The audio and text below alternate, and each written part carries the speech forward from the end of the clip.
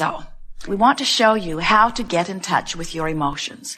We don't want you to be afraid of your emotions. We don't want you to dislike your negative emotion. We want you to think of all of your emotions as your friend, because they are. We also think it would be very helpful if you would decide today, or tomorrow, or sometime soon, or sometime, that you are not going to compare your desires with other people, your emotions with other people. In other words, let's for just a little while leave everybody else out of the equation, because the only thing that is important in the achieving of anything that you desire and in the fulfilling of your reason for being here is that you come into alignment with you. All you've got to do is want something and not think thoughts that are opposite of it, and that thing that you want must be. And it doesn't matter what anybody else thinks about any of that, because they can't vibrate for you. Oh, you can pay attention to what they think, and as you pay attention to what they think, something is activated within you, and that really is what power of influence is. But you don't have to be influenced in a negative way. You can look around this world and find vibrational alignment with things that are a vibrational match to you. Years ago, Jerry wrote a paper called Keep Your Ideas to Yourself Until They Are Fully Developed. And the reason that he wrote the paper is because he saw so many people that he was counseling toward achieving one thing or another, who would be well on their way to achieving it when they would talk to someone who had a different idea about it. Jerry would meet people that he knew nothing about their past, and he would hold a vision of them in his mind of their success. He would say, what is it that you want? He would get them to express with clarity what it was that they wanted. And then he would say, I will show you the path to achieving what you want. And he would monitor them day by day, and he would see them moving towards success with evidence all around them pointing to the success that they were receiving. And then they would go home and talk to somebody who remembered who they used to be. And that person would remind them who they used to be with such fervor that it would activate within that person the memory of who they used to be. And now they were out of vibrational alignment with who they now wanted to be. So Jerry wrote a paper and gathered many statistics about it that said, keep your ideas to yourself until they are fully developed, because he knew that if he could hold a person's focus upon the belief of their success long enough, that they would achieve vibrational alignment with their new idea, and that in achieving vibrational alignment with their new idea must manifest, and that if they could gather enough momentum that in time, nothing that anybody else said would make any difference, because now that person could say to the people who were remembering who they used to be, no, I used to be that, now I am this. You don't know me anymore. I have become something more. But if they got to them too soon, they would remember themselves who they used to be, and then the party was over. So, today we're talking to you about the art of allowing, and we are going way, way, way, way back. In other words, you might be remembering the failure of your childhood, or the failure of a relationship, or the failure of a financial situation, but we are remembering who you really are. We're wanting to activate within you that vibrational, visceral, emotional, spiritual, soul memory of the fantastic creator, of the worthy being that you are. And we don't want anything that has happened along your physical trail to have become so much more meaningful than who you really are that you revert to your failure vibration, to your unworthy vibration. We want to help you restore yourself to your invincible, worthy, beloved, creative genius vibration. That's what the art of allowing is. The art of allowing says, you get to choose it, but you got to vibrate in vibrational alignment with what you have chosen. We have not come to dissuade you from anything you want, because you are not choosing inappropriately, no matter which side of which battle you are upon. There is not a giant right and wrong in the sky. You have not come forth to set everybody straight, to make the world understand your one way of thinking, because one way of thinking is the only wrong way of thinking that there is. This is a universe of diversity, and diversity means plenty to go around, and source energy will answer everyone. And it is only in your shortage consciousness where you believe that there is an finite amount of resources that you are squabbling over, whether it is land or whether it is oil or whether it is the right attitude or whether it is the right religion.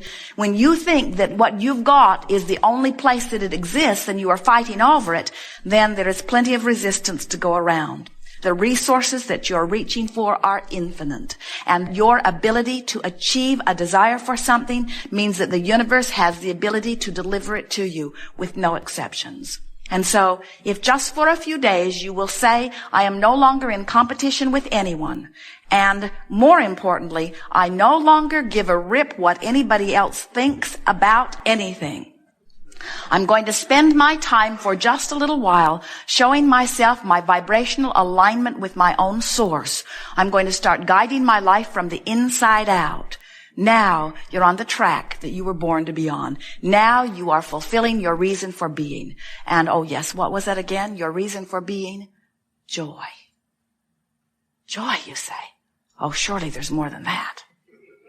Surely there is something more meaningful than joy. Actually, no. When you reach for joy, you line up with source, and when you line up with source, you are an extension of source energy, and when you are an extension of source energy, everywhere you put your thought, it spans this universe in a lovely way. When you line up with growth and get out of sync with joy, now you don't know which end is up. Now you find yourself doing things because you should do them, not because you want to do them. And now your vibration is all out of whack, and then everything gets hard, and then you get really tired, and then you say, what's the use? And we say, well, you got off track. You forgot what your dominant intention was. Your dominant intention is to line up with who you really are. Have you watched the little ones? They line up. Jerry and Esther and Tracy and Kate. Kate is 2.5. Had an afternoon together, and Kate has not forgotten what her purpose of life is. She just looked everywhere for something to feel joyful about. She pointed out 100 birds that none of the others would have noticed if she hadn't pointed them out. She pointed out fish that the others may not have noticed if she hadn't pointed them out. A fly landed on her nose, and she took such delight in it, she laughed for 2 or 3 minutes. Because in the same moment that the fly landed on her nose, she was noticing that a bird was flying by. And the humor of the fly word and the fly word just knocked her out. How funny that is, that in the moment I would be saying, bird fly by, a fly would land on my nose. And as Jerry and Esther and Tracy, for a few hours, approached life through Kate's eyes, they remembered it's all about joy. It's not about achieving something. You can't help that. It's not about learning something. You can't help that. It's only about joy. That's the purpose of this life experience. It's for joy. It's for joy. It's for joy. So, here, right now, you might not be feeling all that joyful, which means we've got to be irritating the life out of you. Joseph Campbell said, follow your bliss. And if you can't get a whiff of bliss, then you don't even want to play the game. And we want to say to you, it is for joy, but there may be, depending upon what's been happening to you, there may be some vibrational variations between the joy that we are encouraging and where you are right now. And that's okay. Your goal is joy, but don't be upset if you can't quantum leap from despair to joy. No one can. Don't ask yourself to do impossible things. Instead say, I think I will go as far as I can go, and right now, anger feels pretty darn good to me. And what we want to say to you is, If you have chosen this angry thought because it is an improvement over the despair that you were feeling before, then good for you. And we would give you as big of monument or statue or plaque in recognition of your accomplishment as you made your way all the way to rage or revenge as we would if you got into the upper registries of ecstasy. Because any movement up the emotional scale is worth commending yourself about. If you came to us and you were just frustrated or overwhelmed about something, we would not encourage you into conversation that makes you angry, because that would be going the wrong way on the emotional scale. We would encourage you from your place of frustration to reach for more thoughts of hopefulness or thoughts of optimism. Maybe even a little pessimism is a step up from that feeling of overwhelmment that you are feeling. The important thing is that you decide that you're going to take control of the way you feel. And most of you have not really yet understood that or decided to do that. Most of you are still saying, give me a better condition and then I will observe it and I'll feel better when I see it. And we say, good luck on that one, because you can't get there from there. You can't get to a better condition from a place of vibrating with a worse condition. The law of attraction is not going to bring it to you. Jerry and Esther were driving yesterday, and they have some things that are happening with their motor coach. Minor things, like they can't get out the door.